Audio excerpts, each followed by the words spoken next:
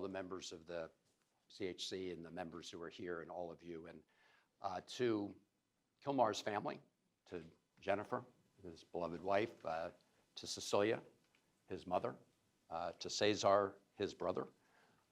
We are with you in this fight for justice, and we demand that Kilmar be returned home now.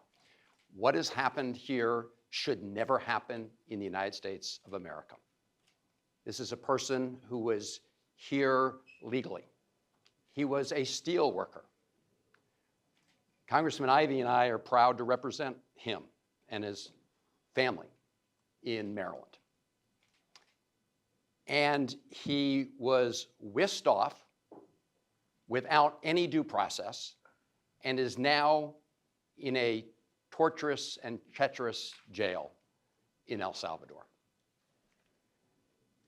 This is something that is so reprehensible that we will fight back in the courts, and we'll fight back in Congress, we'll fight back in our communities. But right now, of course, this is in the courts. And I am heartened by the fact that, as you said, Jennifer, a Maryland judge, federal district court judge Innes, found, and I quote, "There were no legal grounds whatsoever for his arrest, detention, or removal." She went on to say, "His detention appears wholly lawless." Lawless. The judge pointed out, and again I want to quote, particularly to Abrego Garcia, "The risk of harm shocks the conscience because of the dangers he faces every day in that El Salvador prison." And the Trump administration is lying.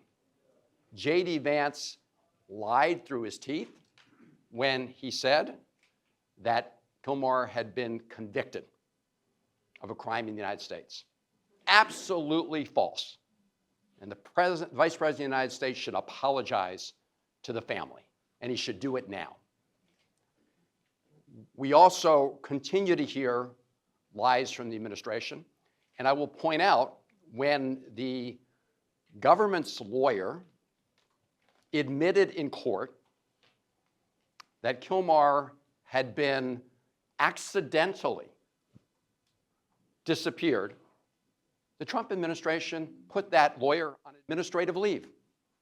They punish people who tell the truth, and they reward people who lie. And so all of us need to make sure that we stand together at this time. And I just want to say again to the family, we will work with you to make sure justice is done, that Kilmar comes home. And I want to thank you also for coming forward, to have the courage to do it. And when you do that, you embolden others, because as you know, it's not just Kilmar, and it's not just your family. We are seeing people being disappeared across the United States. In some case, they're visiting students. In some case, they're other people who are legal immigrants. And what you're doing is standing up, yes, for your family and for your kids and for your husband, but you're also standing up for all those other people right now who are under threat from a lawless administration, and that's why we all stand with you. And I know that we will prevail. Justice has to prevail, because the Trump administration looks like more and more of a police state every day. And that's a country that none of us recognize, and we're all fighting for the country we love. Thank you, Congressman.